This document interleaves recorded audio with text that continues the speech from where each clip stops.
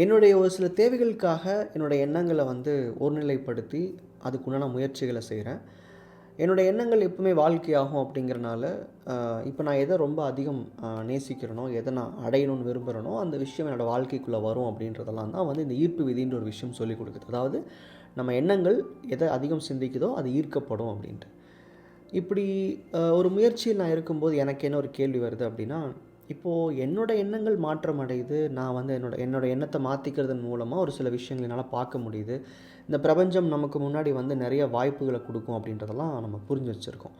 ஆனா, இதெல்லாம் நான் செஞ்சுருவேன். இதெல்லாம் என்னால பண்ண முடியும். என்ன சுத்தி சில தடைகள் இருக்குல்ல. இப்ப நான் மாறலாம்.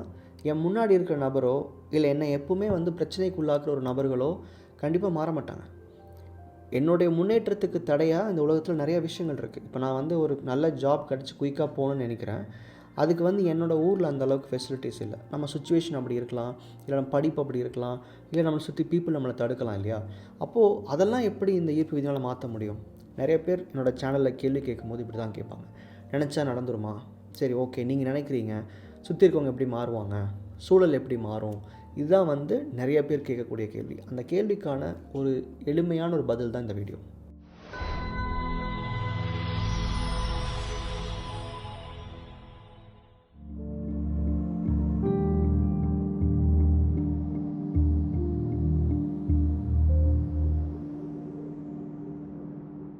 நமக்கு இருக்கிறதுலயே ரொம்ப புரிஞ்சுக்கவும், ஏத்துக்கவும் ரொம்ப கஷ்டமான ஒரு விஷயம் என்னன்னா, நம்ம எண்ணங்கள் தான் நம்ம வாழ்க்கையில எல்லா விஷயங்களையும் ஒருங்கிணைக்குது அப்படின்றது.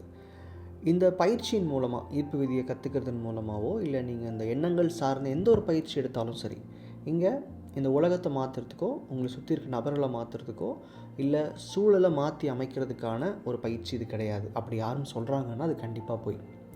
உங்களோட எண்ணத்தினால அடுத்த நபரோ, சூழலோ கண்டிப்பா மாறாது, மாத்தவும் முடியாது. அப்போ எனக்கு தேவையான விஷயம் எப்படி நடக்கும்? அப்போ இந்த அ ப்ராசஸ்ன்றது வந்து என்ன சார்ந்து மட்டும் தானே இருக்கு. எனக்குள்ள தான மாற்றம் நடக்குது. அது எப்படி அப்போ செயல்படும்? அப்படின்ற கேள்வி இருக்கு. இப்போ இதுக்கு ஒரு சின்ன ஒரு கதை சொல்றேன். புரியிற மாரி ஒரு கதை. எனக்கு தெரிஞ்ச கதை. இப்போ நீங்க வந்து யாரும் போகாத ஒரு புதுசா ஒரு ஒரு பாதை எடுத்து ஒரு இடத்துக்கு போக முயற்சி பண்றீங்க. ஒரு ட்ரெக்கிங்கோ, இல்ல ஏதோ ஒரு பயணம் நடந்து போறீங்கன்னு வச்சுக்கலாம். இப்போ ஒரு இடத்துலேருந்து இன்னொரு மலைக்கு போய் சேரணும். வழியே இல்ல. என்ன பண்ணுவீங்க? போற போக்குல எங்கெல்லாம் வந்து வழி ரொம்ப சமநிலையா இருக்குதோ, இல்ல எங்க நடந்து போக முடியுமோ, நடுவுல இருக்கிற செடிகளையோ, இல்ல ஏதாவது ஒரு சின்ன சின்ன தடைகளையோ உடைச்சு எடுத்து போட்டுட்டு, இல்ல செடிகள வெட்டி கீழ போட்டு நடந்து போவீங்க. போக போக ஒரு தூரத்தில வந்து ஒரு தூரம் தாண்டிட்டீங்க. அங்க வந்து ஒரு பெரிய பாறை இருக்கு. நீங்க செடியா இருந்தா உடைச்சு எடுத்து வீசிறலாம். பாறை என்ன பண்ண முடியும்? அப்போ பாறைய சுத்தி எங்க வழி இருக்குன்னு பார்த்துட்டு, அத நகர்ந்து கடந்து அப்படியே போயிருவீங்க. போற போக்குல இன்னொரு ஒரு ஒரு பெரிய ஆறு வருது. அத தாண்டி போக முடியாது. நெறைய தண்ணி போகுது. அப்ப எந்த இடத்துல அதிக பாறைகள் இருக்கு, அது மேல ஏறி போலான்னு பார்ப்பீங்க. அப்படி இல்லன்னா, அ வொர்ஸ்ட் கேஸ் ஒரு பிரிட்ஜ் தான் கட்டணும். அப்படி இல்லன்னா, ஒரு சின்ன படக செஞ்சு கொஞ்சம் கொஞ்சமா தாண்டி போணும். இல்ல எங்க வந்து தண்ணி ரொம்ப கம்மியா வருதுன்னு பார்த்து அந்த இடத்துல போய் இல்ல வேகம் எங்க கம்மியா இருக்கோ அந்த இடத்துல போய் கிராஸ் பண்ணிக்க வேண்டியதுதான். அதையும் தாண்டி போறீங்க. இந்த மாரி நெறைய தடைகள் வருது. நம்மளால எந்த தடைகள் எல்லாத்தையும் எடுத்து ஓரமா வச்சுட்டு போக முடியுமோ, அத ஓரமா வச்சுட்டு போயிடுவோம். நம்மளால நேரடியா போக முடியாது. அந்த இடத்த நேரா கிராஸ் பண்ண முடியாது அப்படிங்கிறப்போ, வளைஞ்சு, நெளிஞ்சு நம்ம அதுக்கு அந்த இடத்துக்கு தகுந்த மாரி நம்மளுடைய வழிய மாத்தி போய்க்கிறோம். நம்ம எத்தனையோ ஹில் ஸ்டேஷன் போயிருப்போம் இல்லையா? எந்த ஒரு பாதையுமே வந்து ஹேர்பின் பெண்ட் இல்லாம இருக்காது. வளைஞ்சு வளைஞ்சு போகாம இருக்காது. ஏன் நம்ம நேரா போற மாரி போ முடியாது? ஏன்னா, அந்த இடத்துக்கு போறதுக்கு அந்த மாரி தான் வளைஞ்சு போய்க்கணும். அப்போ இந்த உலகத்துல நீங்க எதிர்பார்க்குற விஷயங்கள் எல்லாமே நேரா ஸ்ட்ரெய்ட்டா போனா கிடைக்குன்றது கிடையாது. அப்போ ஒரு சில நேரங்கள்ல அந்த தடைகளுக்கு தகுந்த மாரி நம்மள மாத்திக்கிறோம். இல்ல நம்ம அந்த சிச்சுவேஷன தாண்டி போக முயற்சி பண்றோம். எல்லா இடத்துலயுமே ஒரே வழிய பயன்படுத்த முடியாது. எல்லா இடத்துலயுமே ஒரே மாரி விஷயத்த பயன்படுத்த முடியாது. அது மாரி உங்க லைஃப்ல இருக்கிற தடைகள் இருக்கு இல்லையா? அந்த தடைன்னு நீங்க நினைக்கிறது, ஒண்ணு பீப்பிளா இருக்கலாம். அதாவது என்ன சுத்தி இருக்கிறவங்க என்ன வந்து ரொம்ப ஹர்ட் பண்றாங்க. இல்ல என்ன சுத்தி இருக்கிறவங்க என்ன தடுக்குறாங்க முயற்சி பண்ண விடாம. இல்ல சில பேர் என்ன சொல்லுவாங்க, என்னுடைய பாஸ் வந்து எனக்கு சப்போர்ட்டிவா இல்ல. இல்ல என்னுடைய தொழில்ல வந்து என் கஸ்டமர்ஸ் வந்து அந்த மாரி ரொம்ப ஒரு மாரி ஈஸி கஸ்டமர்ஸ் கிடையாது. இந்த மாரி நெறைய காரணங்கள சொல்லிட்டோம். இல்ல சில பேர் சூழல் காரணமா சொல்லுவாங்க. இந்த மாரி என்னோட ஏரியால இந்த பிரச்சனைகள் இருக்கு. இல்ல நான் இந்த ஊர்ல இந்த பிசினஸ் பண்ண முடியாது. இங்க படிச்சு இங்க சம்பாதிக்க வாய்ப்பு இல்லங்கிற மாரி நெறைய காரணங்கள் அடுக்கிட்டே இருப்பீங்க. இந்த எல்லா காரணங்களும் நான் முதல் சொன்ன அந்த நம்ம ட்ரெக்கிங்கில போற தடைகள் மாரி தான். அது இருந்துட்டே தான் இருக்கும். அதையெல்லாம் மாற்றுறதுக்கு உங்களுக்கு நேரம் கிடையாது. அதையெல்லாம் இப்போ நீங்கள் உட்காந்து மாற்றிட்டு இருக்க முடியாது.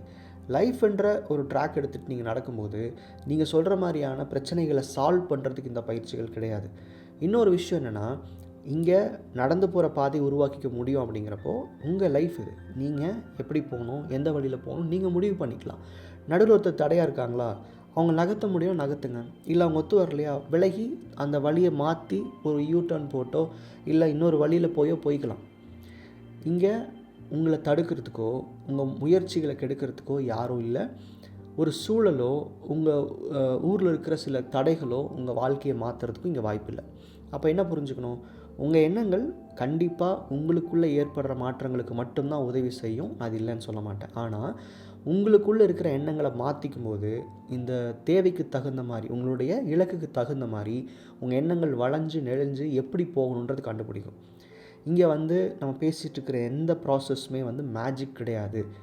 நினச்சா நடந்துடும், வேண்டுனா கிடச்சிரும், அதெல்லாம் இங்கே ஒர்க் அவுட் ஆகாது.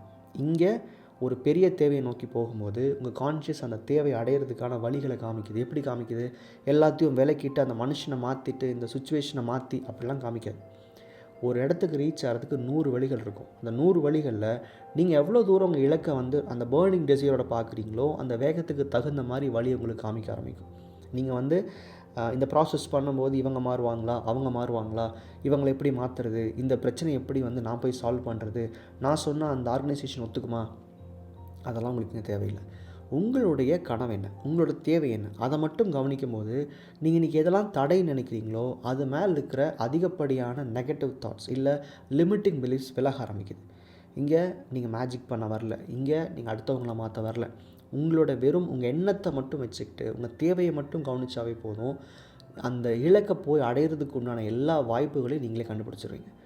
ஸோ நீங்கள் நினைக்கிற மாதிரி அடுத்தவங்க எண்ணத்தை மாற்றி தான் ஜெயிக்கணும்னா அதுக்கெல்லாம் வாய்ப்பே இல்லை, கண்டிப்பாக பண்ண முடியாது. அப்போ நிறைய பேருக்கு ஈர்ப்பு விதி மேலே இருக்கிற அந்த அவநம்பிக்கை, இது எப்படிங்க நடக்கும், ஒருத்தர் நினச்சாங்களா நடந்துருச்சா, இப்போ இவ்வளோ பேர் சக்ஸஸ் பார்க்குறாங்க இல்லையா, இவ்வளோ பேர் அதை பற்றி பேசுகிறாங்க இல்லையா, அவங்களுக்கே ஒரு 2-3 மாதம் மேஜிக் மாதிரி தான் இருக்கும் சில விஷயங்கள் நடக்கும்போது. எனக்கும் அப்படி தான் இருந்துச்சு.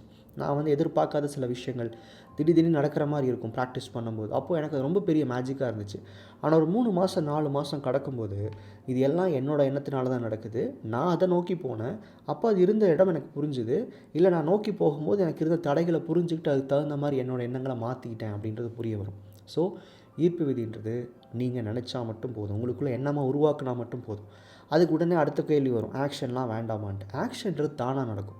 எனக்கு ஒரு ஆசை இருக்கும்போது அந்த ஆசைக்கு தகுந்த எஃபர்ட் நான் போட ஆரம்பிச்சிடுவேன். அப்போ முதல்ல இந்த ஆசையை நான் தெளிவாக புரிஞ்சுக்கணும், அதுக்கான எண்ணத்தை நான் ஏற்படுத்தினா மட்டும் போதும். அந்த வழியில் போகிறதுக்கான முயற்சிகள் இல்லை நீங்கள் சொல்கிற ஆக்ஷன்ஸ்ன்றது தானாக நடக்கும். ஸோ எண்ணங்களை மட்டும் ஒருங்கிணைச்சிங்கன்னா போதும். இந்த ப்ராக்டிசஸ் உங்களை எந்த இடத்துக்கு கொண்டு போகணுமோ அந்த இடத்துக்கு உங்களை கூட்டிகிட்டு போகிறதுக்கான எல்லா வழிகளையும் காமிக்கும். நீங்கள் நினைக்கிற மாதிரி யாரையும் மாற்றவும் வேண்டாம், யாரையும் சரி பண்ண வேண்டிய அவசியம் இல்லை. நன்றி.